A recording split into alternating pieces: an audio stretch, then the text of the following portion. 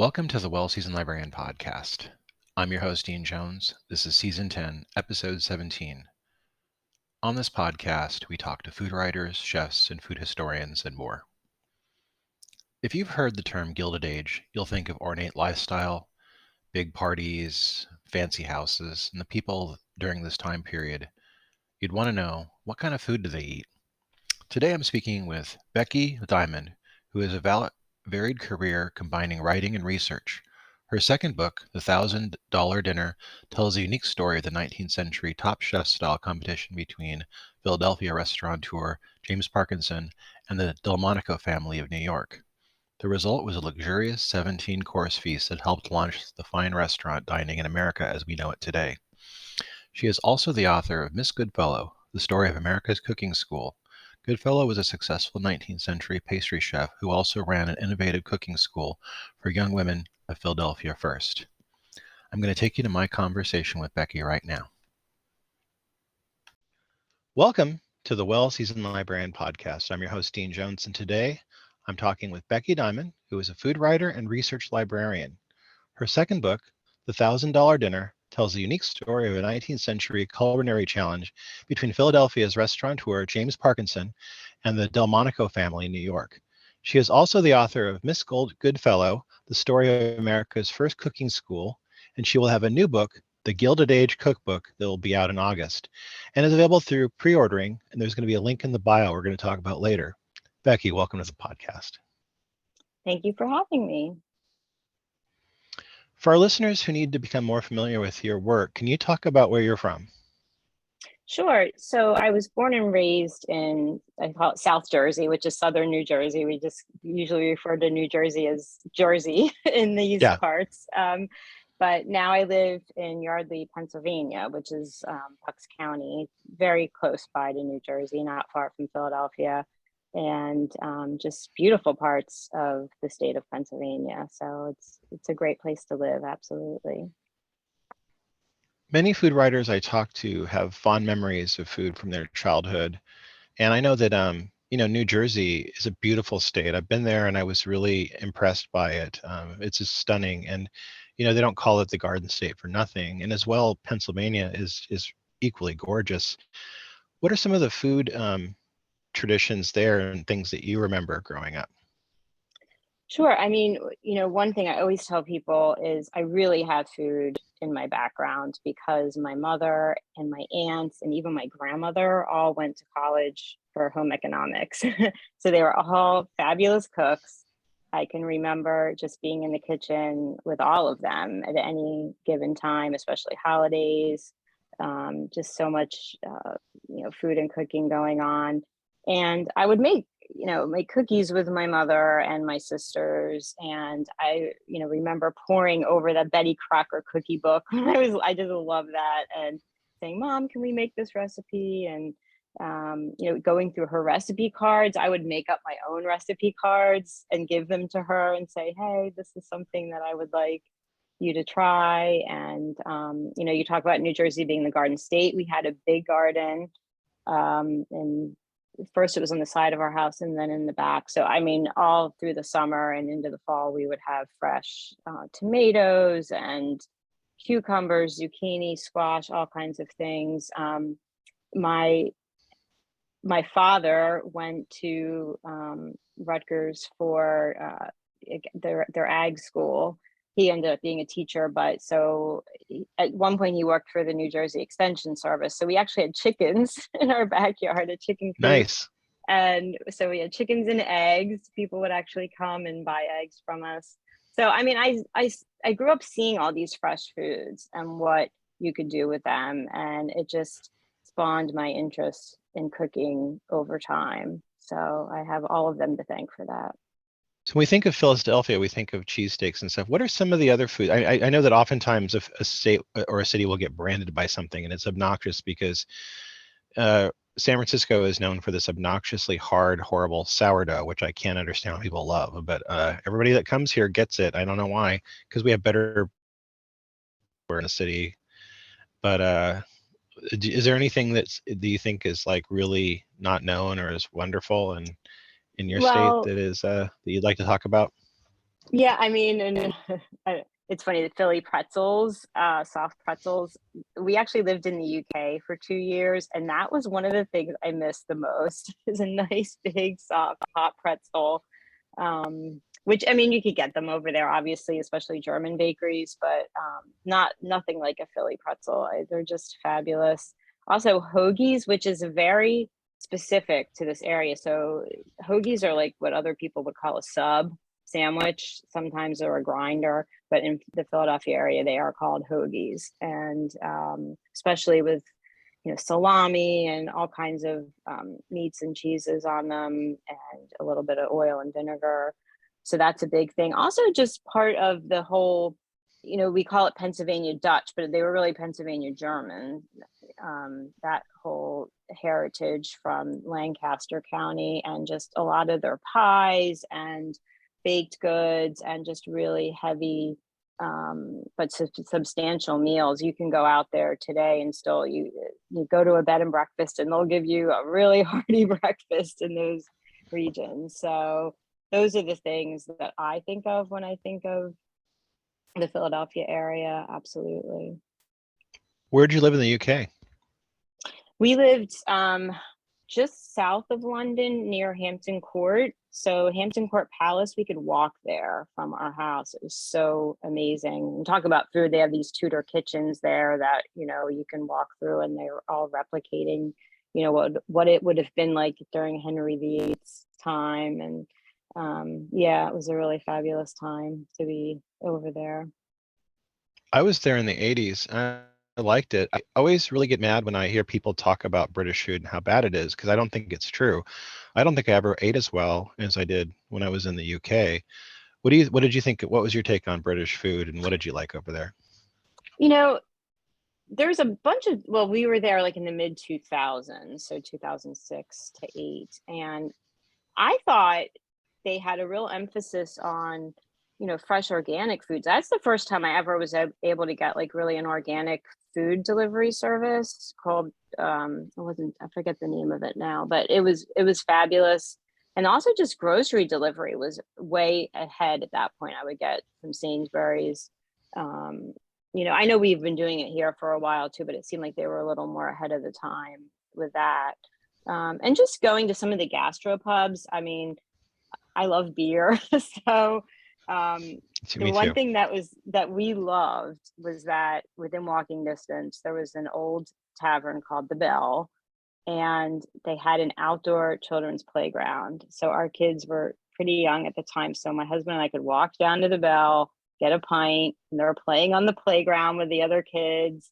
And we're sitting outside. It was like being in somebody's backyard almost. And it was fabulous. And this pub dated back to the 1400s. I mean, there's nothing in the US that we, think of building wise that could date back that far, really, when you think about it. But yeah, so it was great.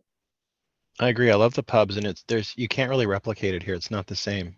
You could build a pub, but it's not really this people. We'd have to change the culture to get it, and it's not the same. Right. Yep. Exactly. So, yeah. So you're also a librarian. Talk to us about your work as a librarian. Did you know you always wanted to be one? Was this something that was always kind of in your mind growing up? Yeah, I've always loved books and reading since I was a child. I kind of started teaching myself to read at age 3. I just have been fascinated with words and books and everything. I would organize my own books in my little, my own little library. But then when I started to think about where I'm going to go to college and what I'm going to do, I actually picked journalism as my undergrad major because I loved writing too. So it was from that. And then my first job, I worked for Dow Jones. And that's how I got the buzz to go to library school, because back then it was called information retrieval. So, it was helping, work at Dow Jones too, because they had their whole information retrieval service. And so that was the track that I took. So, it just really kind of went from there, and I worked for other different corporate libraries and in industry. So it wasn't until it was like 3 years ago, I moved into academia, and now I work at Rutgers as a business librarian. But it parlayed really well since I worked in corporate and industry, and those are the types of that's the type of information I'm helping students with a lot of times. So it really was a good synergy. But actually, if I could do it all over again, I especially with the line of work I've gone into with writing books, I would probably have gone back for archival librarianship. I love, the whole archives and digging through old manuscripts and that sort of thing. So I don't know, maybe at some point I'll go back for that. I don't know, to get a certificate or something. Where do the intersection between librarianship and food writing start for you? Yeah, it really does go hand in hand. It was so helpful for me. I met, so we moved here to Yardley in 2008, and I met somebody, Bruce Franklin is his name, who is a small publisher, and I pitched him the idea to write my first book, and it helped that I had this research background, because I wanted to write a book about the history of cooking schools, so I could go to these old libraries, the Historical Society of Pennsylvania and the Library Company of Philadelphia, and I knew what to do. I knew how to look up information really well, and then write about it. In my work in the corporate world, I was often doing research and analysis on a different level, but it was just the same way, but it was with history. So it really has helped me to have those two skill sets over time, that research and the writing together. So, and I also think it helps. I'm a naturally curious person. The older I get, the more I want to know about history. And I always think if something is interesting to me, then it should be, hopefully to other people as well. Others feel the same. So that I just want to write about it and find these unique little nuggets of information that people might not know about. You must have access to some amazing libraries back east. What are some of the libraries like that you work in? Yeah, I mean, so the two I mentioned, the Historical Society and Library Company. The Library Company, was founded by Ben Franklin, and I don't know exactly how far it goes back, but it's just this really old repository. It's fabulous. Not only, written material, but a lot of visual material as well, which is really neat.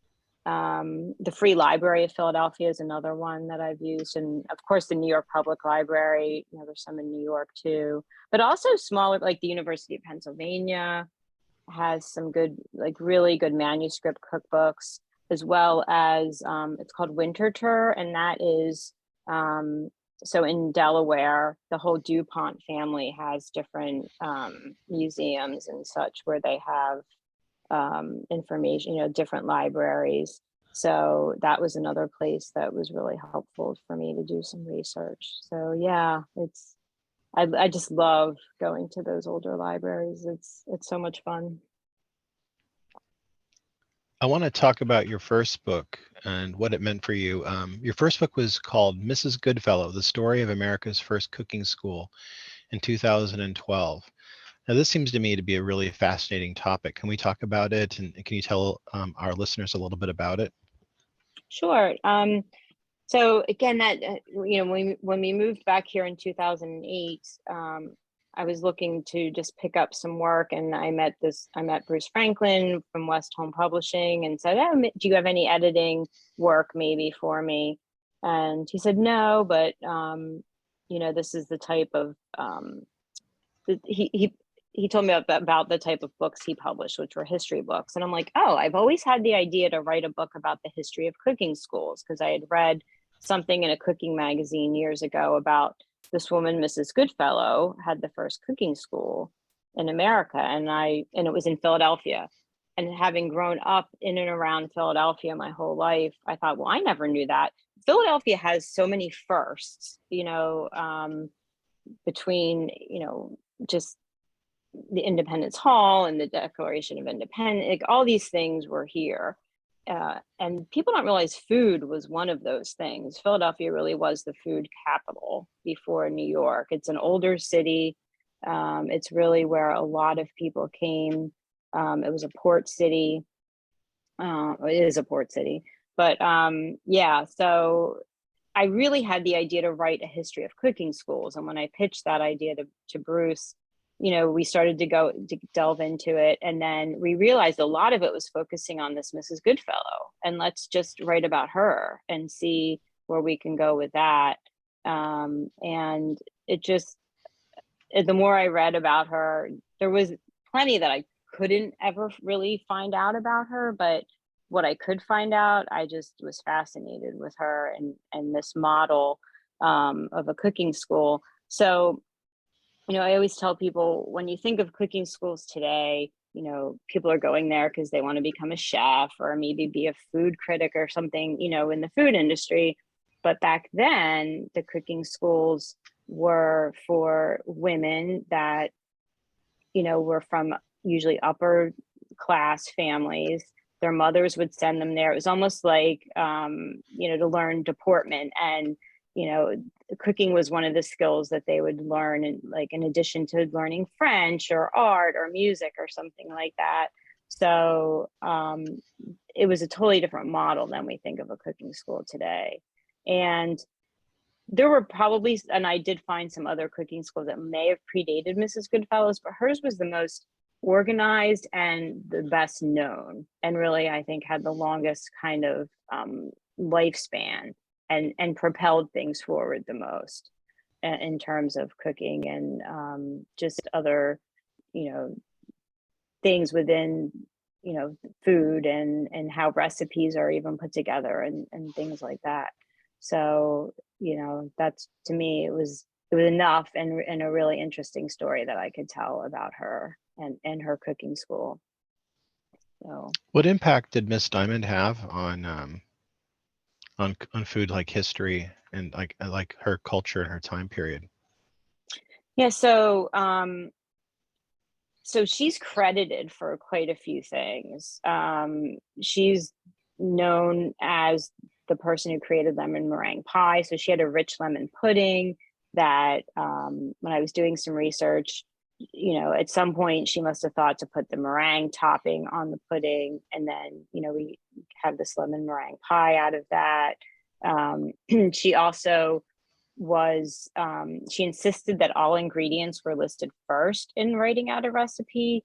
Whereas before that, if you look at old manuscript cookbooks and even written, published cookbooks from before the maybe mid 1800s, the recipes are all written out like in a paragraph, and they don't have even specific measurements or really much in the way of instructions. But when girls would attend Mrs. Goodfellow's, she would say, you must have a notebook with you, and they would all take notes and write these down.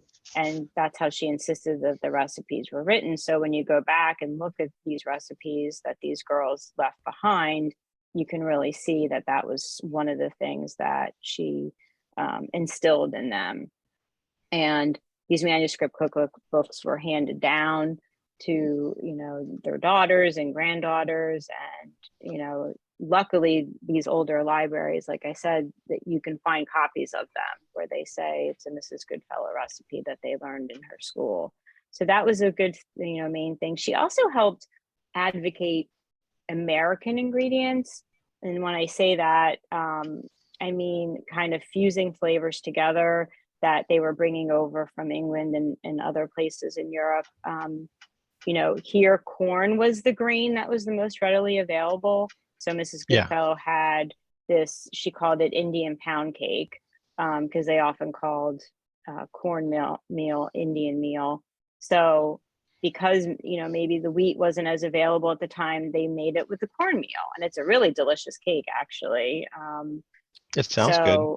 Yeah, it's fabulous, especially if you can use corn flour. I actually don't mind using the cornmeal because I like that little bit of bite to it, the texture.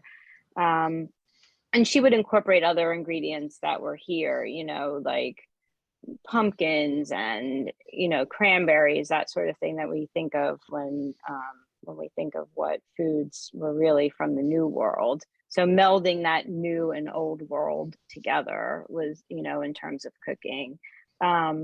She also had a philosophy that she really only wanted to use pure, wholesome ingredients. So nothing, artificial. She would buy everything fresh, because even back then they were starting with some, things that we would think of as artificial, but she just really instilled that value in her students.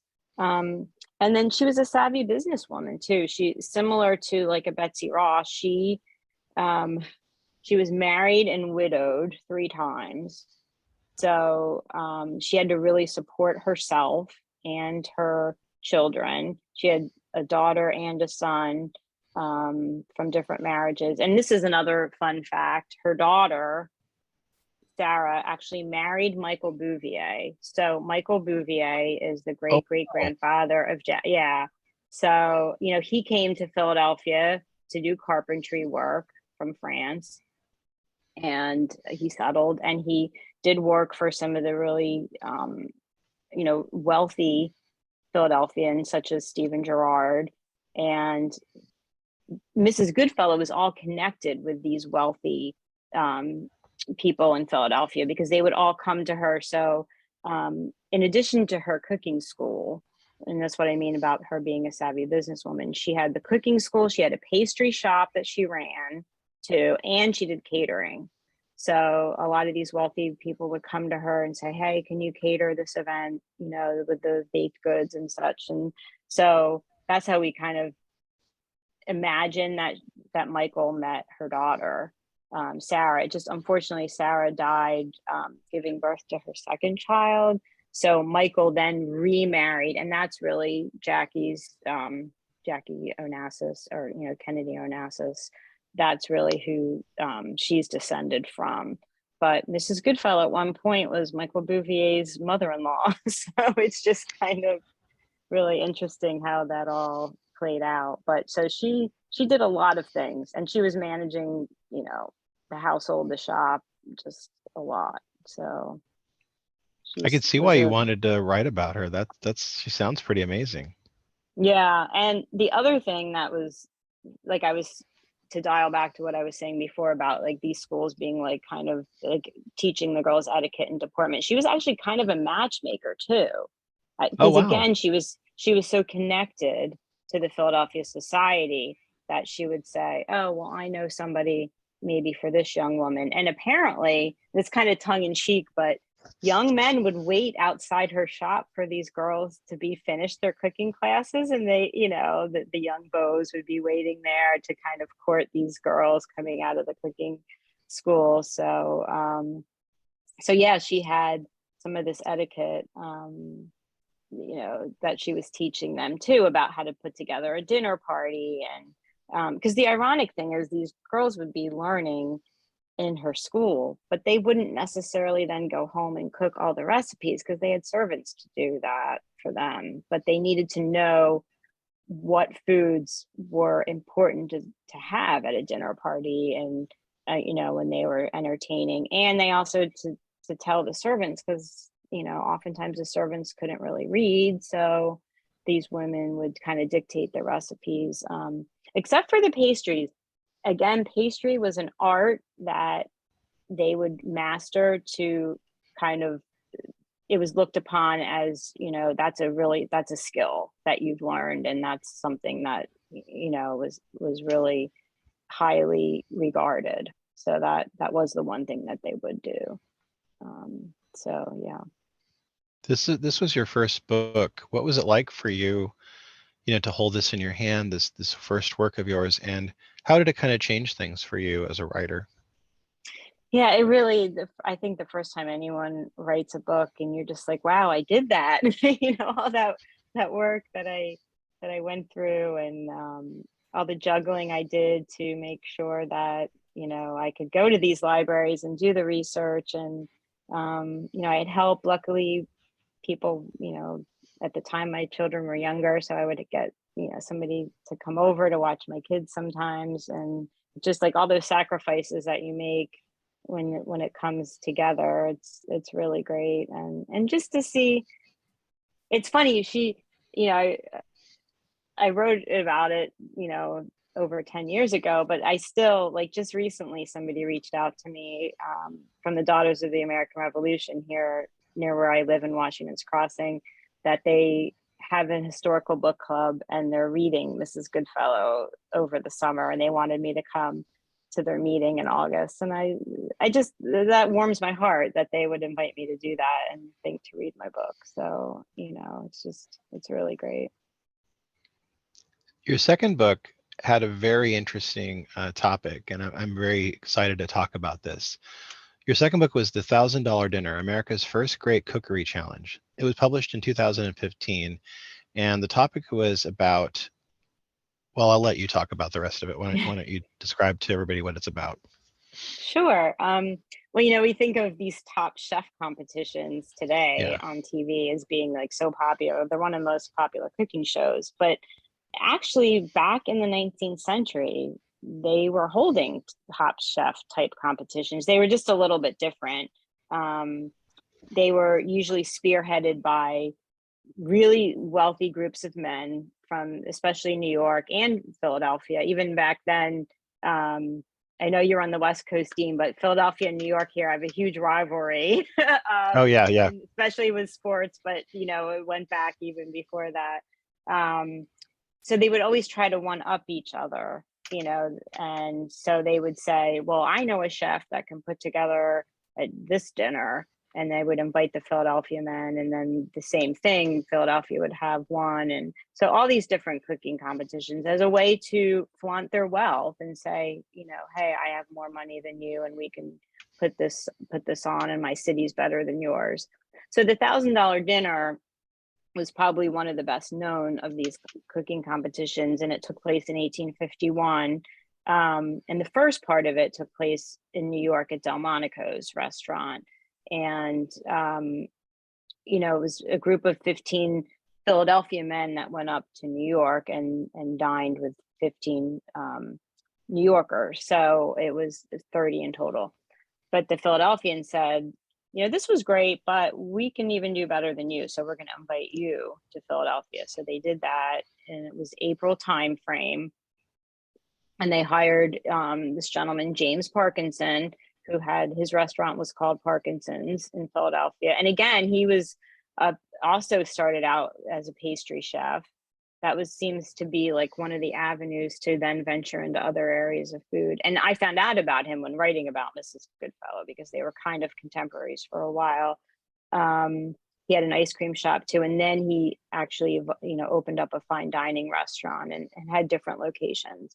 But they were, they went to that restaurant, and he put together a 17-course feast that started at 6 p.m. in the evening and lasted till 6 a.m. the next day. So 12 hours. Wow. I know, right?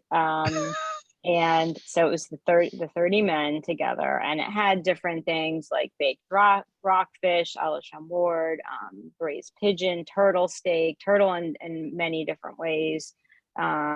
Spring lamb with mint sauce. There was a whole course of vegetables, 4 dessert courses.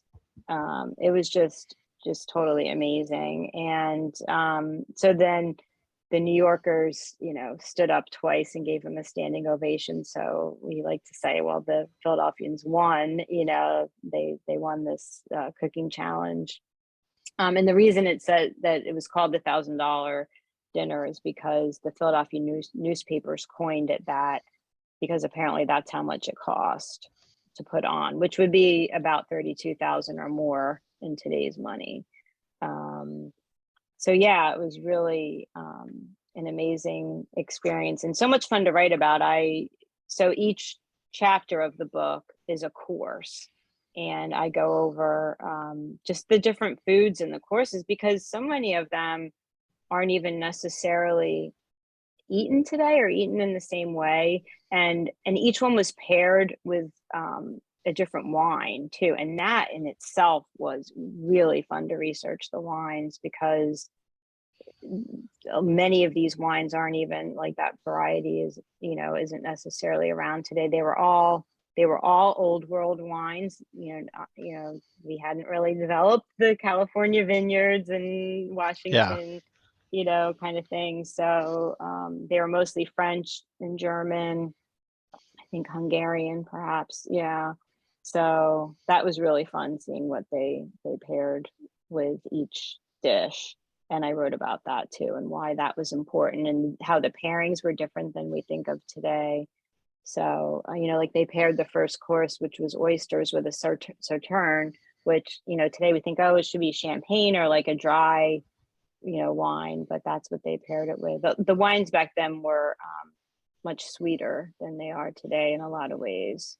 That was pre-phylloxera, the louse that like took over the vineyards in Europe. So these wines would have all been before that. And apparently wines tasted differently before they had to then graft new wine stock, and really to save the wine industry in France. So yeah, I would love, that's like something on my bucket list. If I could afford a wine, bottle of wine from before that period, I would love to just taste to see the difference and what it would be. But yeah, so, but yeah, it was a really, it was an interesting, way to do research, and just, I tried some of the dishes when I could, and we put together, I'm in a historic food group called Historic Foodways Society of the Delaware Valley, and we put on our own $1,000 dinner, and not the 17 courses, but I think it was at least 13,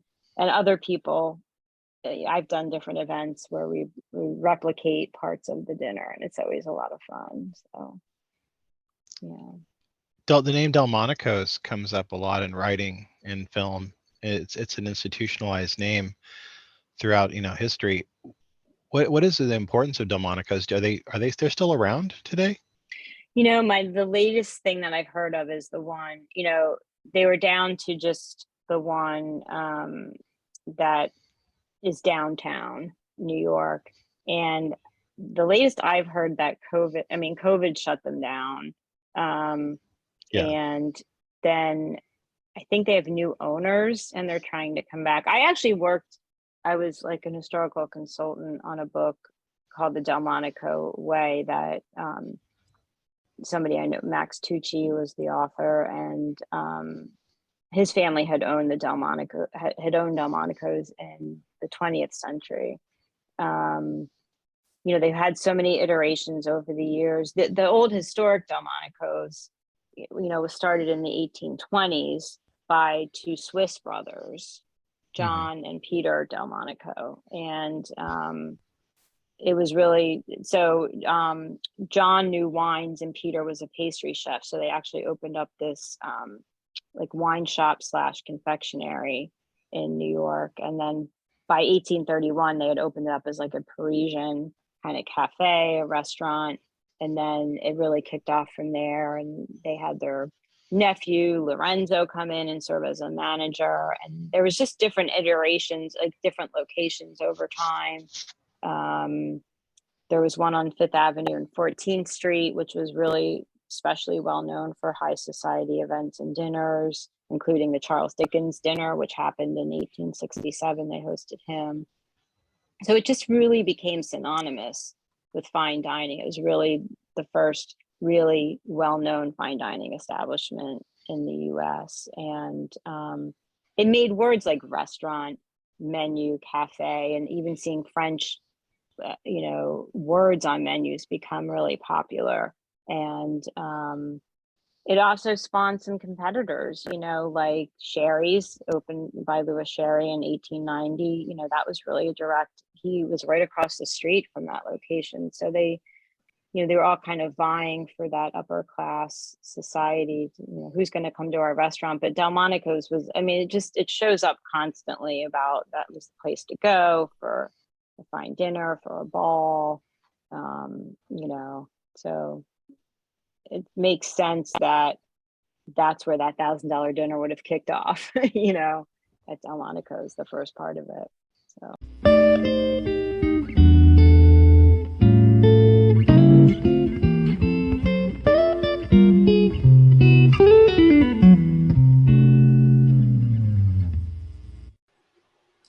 This episode is sponsored by Culinary Historians of Northern California, a Bay Area educational group dedicated to the study of food, drink, and culture in human history. To learn more about this organization and their work, please visit their website at www.chnorcal.org.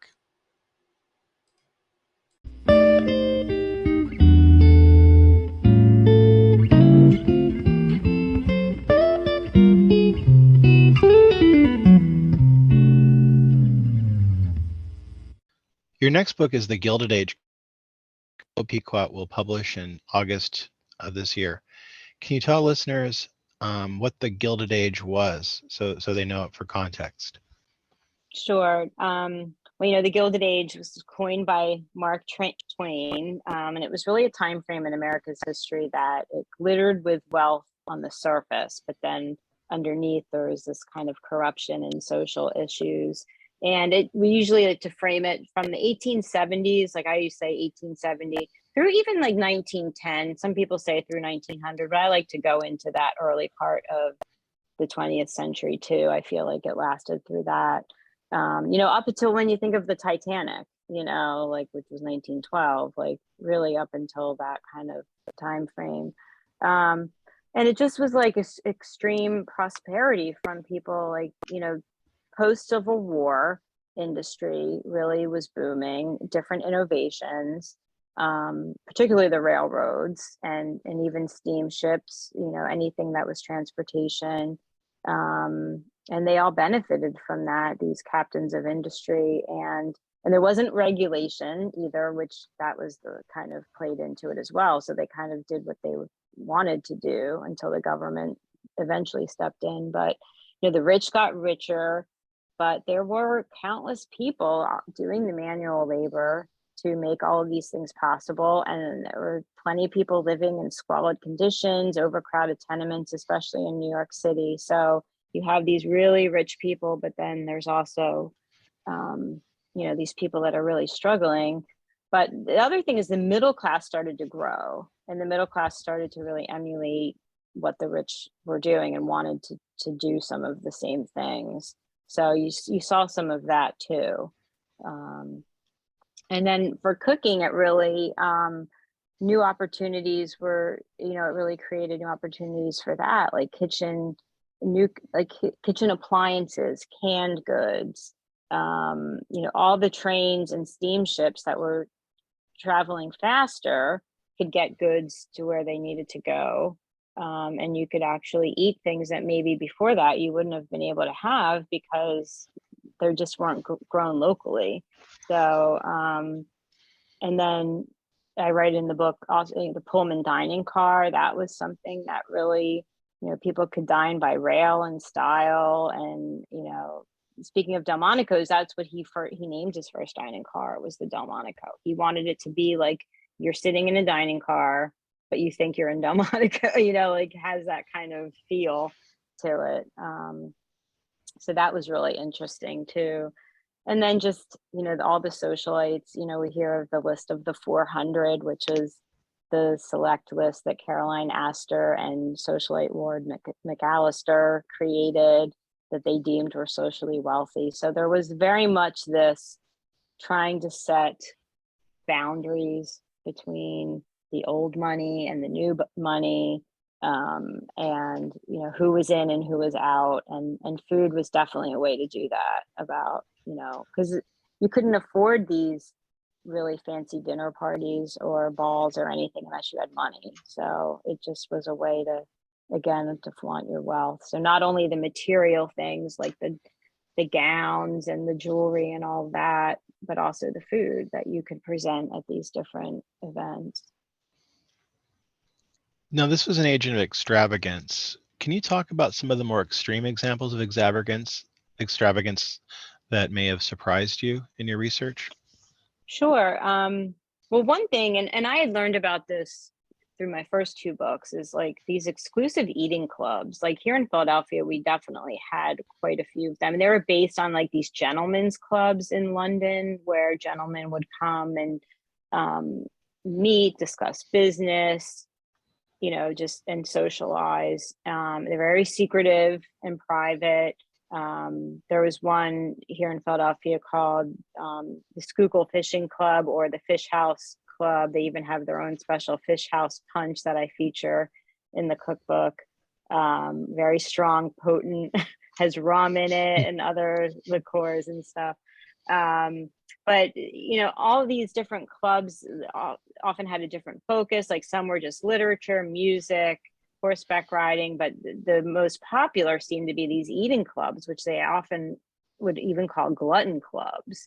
So people would go and have these different special dinners, and again, they were all pretty much male based at that time.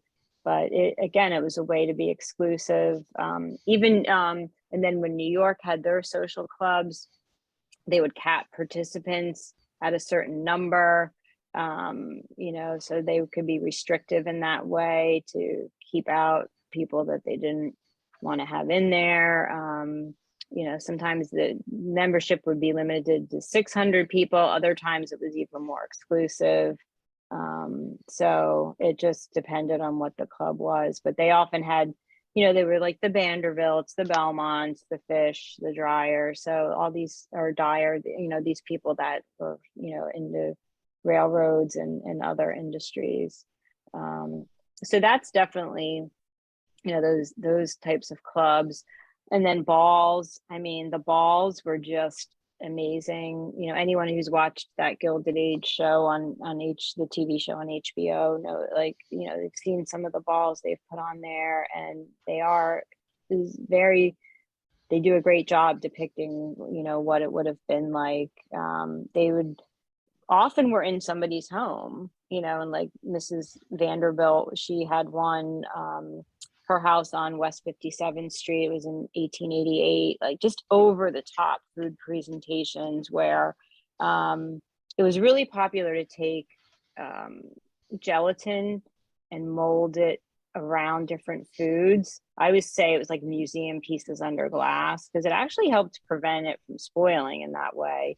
But also you could make these really ornate like sculptures out of food, and they like to have a theme sometimes. Like they were really into mythology. So like at this one, she had the god Mercury poised over a piece of ham decorated with truffles, and there was even a pool of water with live fish in it swimming around. And yeah, I mean, they really pulled out no stops, and then like often they would go to such late hours, like at midnight, then she would pull out like this full menu, like with hot foods, and terrapin was really popular, all kinds of desserts, puff pastry.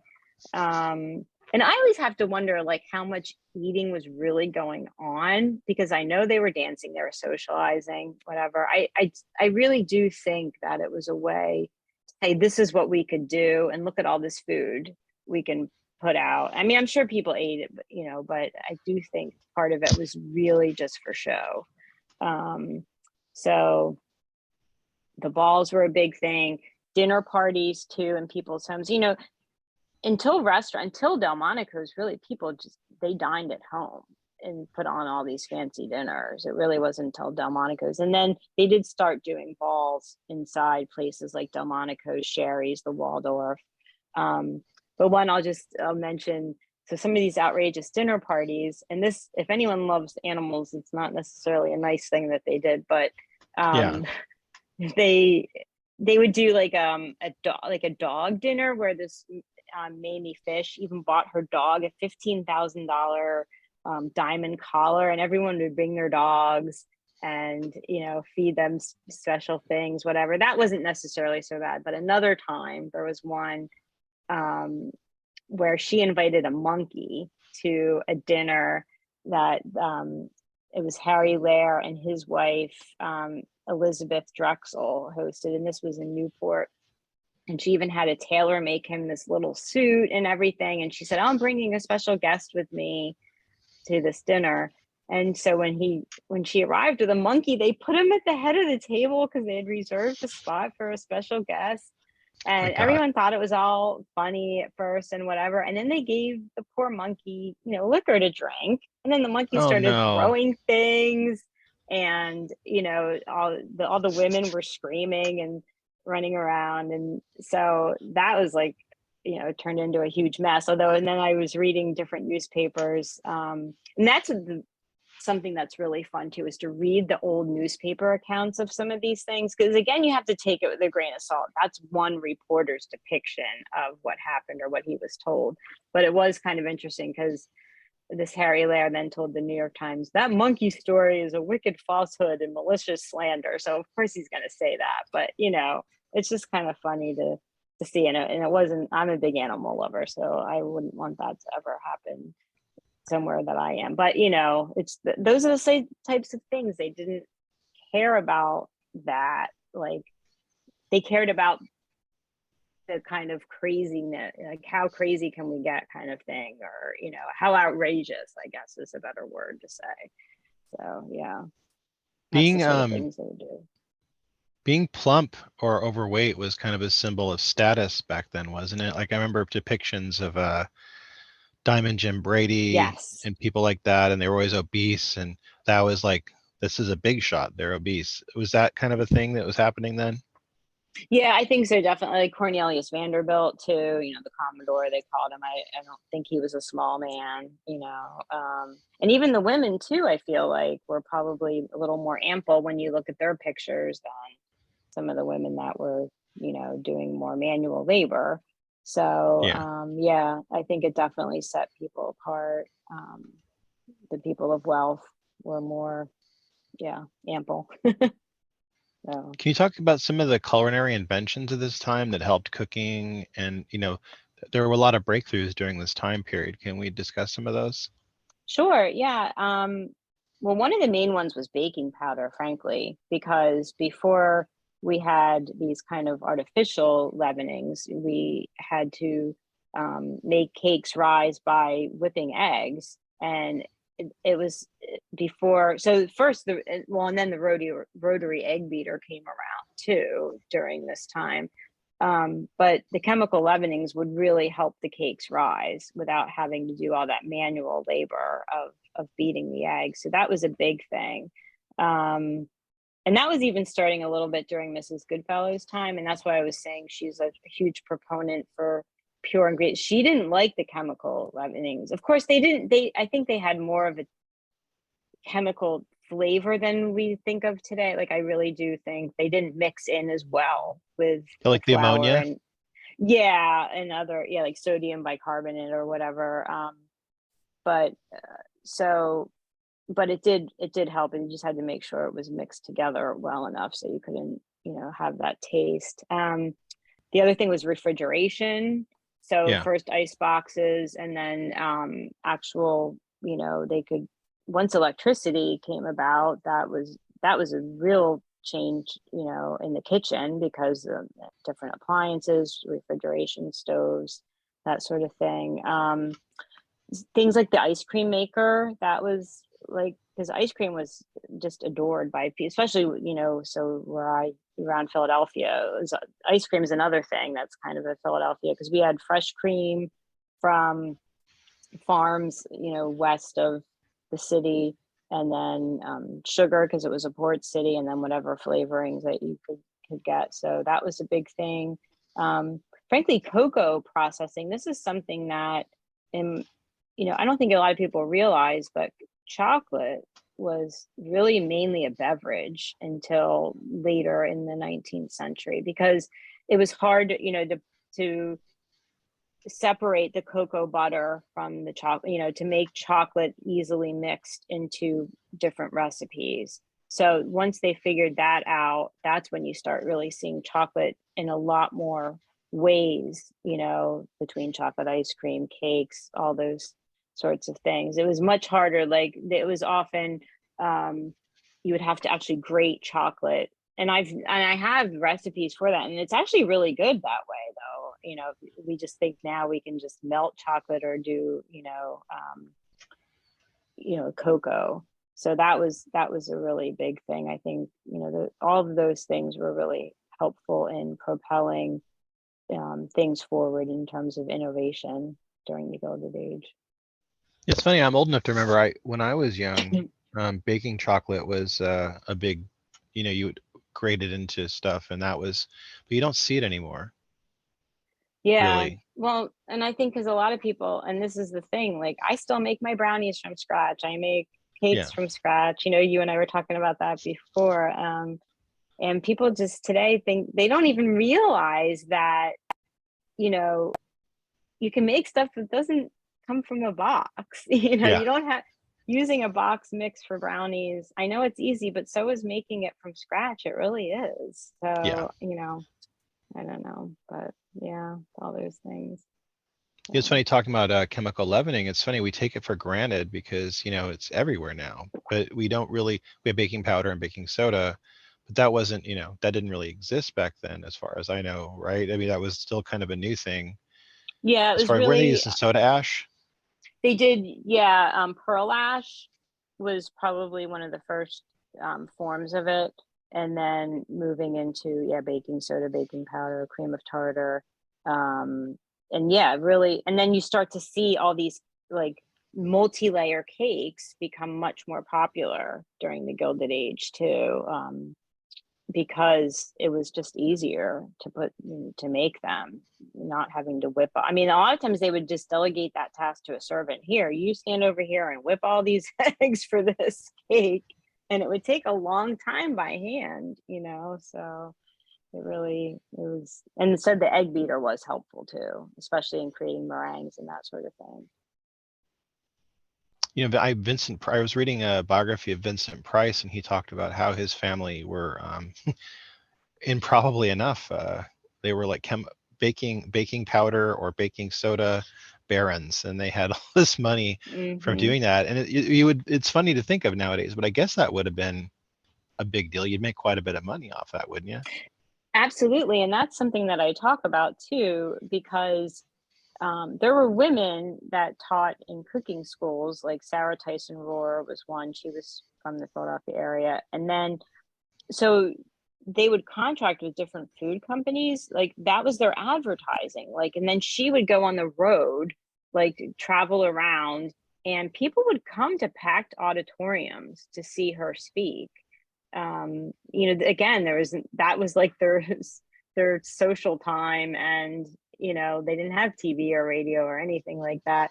So, Yeah. and she would talk about baking. Oh, look what I can do with this baking soda here, and baking. I can make these cakes, and so it was a win-win in both respects because she could get her brand, her name out there, and then the brand of whatever she was promoting. They did a lot with chocolate too, with Baker's Chocolate was another big one. And they would have even these pure food fairs as a way to do that.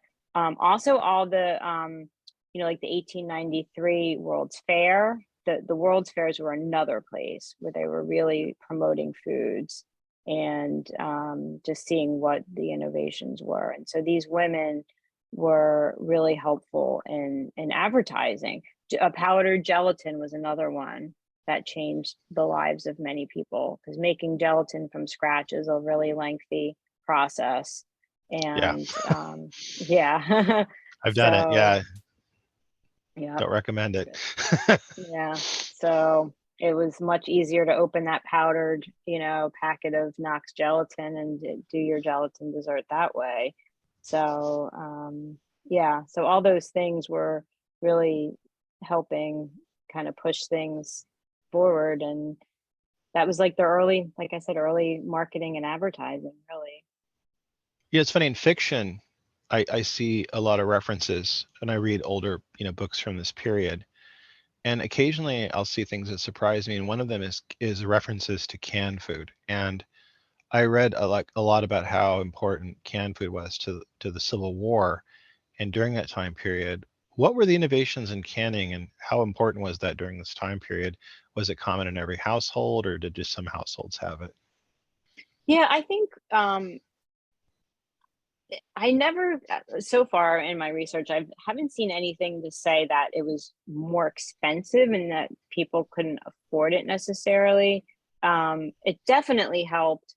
So like they could can things like oysters and lobster here on the East Yeah. Coast, and then ship them to like people in the Midwest before that couldn't really have access to those things.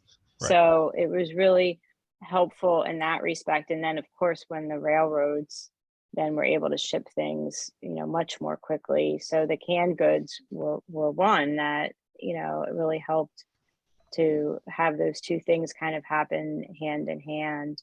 And I think it really started with like soups, and then like tomatoes too were another big thing that were canned. Oh, yeah. Was canned from an early time. So yeah, so it helped just spread. And then recipes created with those ingredients were then becoming more and more available to everyone, So. Who are some of your favorite historical personages in the book that really kind of interested you? Well, it was interesting to see all the different ties to, of course, the railroad barons and their families. I mean, they were really, those tycoons were the ones that, I feel like set a lot into motion, and just to kind of see what they did. But there were people like Mark Twain, he's the one who coined the phrase, but he was hosted at different dinners, and one of them was, I talked about the eating clubs in Philadelphia. There was one called the Philadelphia Clover Club, and hosted him in 1885. And they were, I'd read a quote where that was really the beginning of the roast, like where you have a dinner where you're roasting somebody, like it's a sponsored kind of dinner.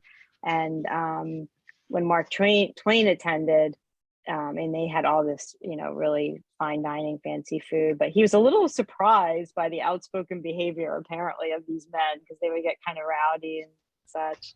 So, and he said it went on for like 5 hours. So that was interesting to see, to read about that. President Teddy Roosevelt, in 1906, his daughter Alice married Nicholas Wadsworth in the East Room of the White House, and over 1,000 people were invited, and it's still considered the largest wedding ever hosted in the White House. And members of the 400, including like that seems inconceivable. I know. It wasn't a sit down thing, and I write about that too, where these luncheons called standing luncheons became really popular around that time. And that's how I envisioned this, because it was people were standing, but they were served, like there were waiters walking around and everything. And the cake was so big when they brought it in, Alice had to use a sword to cut it. There was a Marine officer nearby, and she borrowed his sword. So that was really interesting to read about that. Just how, we think of, nothing, you feel like things in history always, the most modern things top the older things, but it's not always the case. It's still considered the biggest wedding ever there. So that was kind of interesting to see. I also liked reading, we were coming out of the Civil War, and there were people of color that were able to make it. And there was this Black elite actually in New York, and they had their clubs and balls and dinners. And I write about this gentleman, John Trower, who was an African-American caterer in Philadelphia in the late 1800s, early 1900s. And he was the wealthiest, they said the wealthiest Black man of the time, of that time. He really made it, and it was great to read his story. Abby Fisher, she's another one. She wrote a cookbook. She actually went out to San Francisco. She was formerly enslaved and made her way out to San Francisco with her husband, and she actually won medals for her jams and jellies and pickles and such. And really, these women, unfortunately she couldn't read, but these women really wanted her to write this cookbook because they loved everything she did. So they helped make that possible. And so Abby Fisher, you can find her cookbook. It's really, it's great, that there were some, stories like that, and not all about all these, the money and showiness sort of thing. So Becky, what's next for you? Well, we were talking about the canned goods, and I am working on a history of processed food. I find it Ah, fascinating, the whole process part, because I really try to eat, as fresh food as I can and the least amount of processed, which is it's tough because it's pretty, it's everywhere today. But I just had the idea like to do like what did people eat for breakfast 150 years ago, lunch, dinner. It's just so different in so many ways. And I just want to write about that history. I know there's been other books written, but I want to frame it in that way. And I think almost like a story, kind of like I do with my other books. And then I do have another, just after writing this Gilded Age cookbook, um, hopefully to do a cookbook of like there's plenty of celebrity chefs in the 19th century that people don't really realize, because oh, there wasn't TV and that sort of thing, but there were. And just kind of write, luckily what happens is that all the recipes, well, anything that was published that long ago is out of copyright. So you can, and I take it and I, um, you know, reinvent these recipes so that they're made for modern kitchens and modern ingredients and just kind of recreate them that way. So I'd like to do that and just know that they're stories, sort of thing, and to see. So yeah. So I got my hands full, I guess. Becky, I So want to thank you for being on the podcast. We'll be introducing in the bio a link where you can utilize a promo code to get 30% off on this book if you pre-order it. This is available on any platform that you're listening to this program on if you just check the bio listing. Check it out, and then also we'll have links to Becky's other books. Becky, I want to thank you for being on this podcast. yeah, thank you so much. It was really great, Dean. I appreciate it. That was my conversation with Becky Diamond. You can find links to her website and her works in the bio. Next week, we'll be talking with author Anna Volshnaya about her book Budmo, Recipes from Ukrainian Kitchen. I hope you're having a wonderful week, and perhaps you're cooking something from one of the guests that I've featured on the program. Until next week, keep on cooking.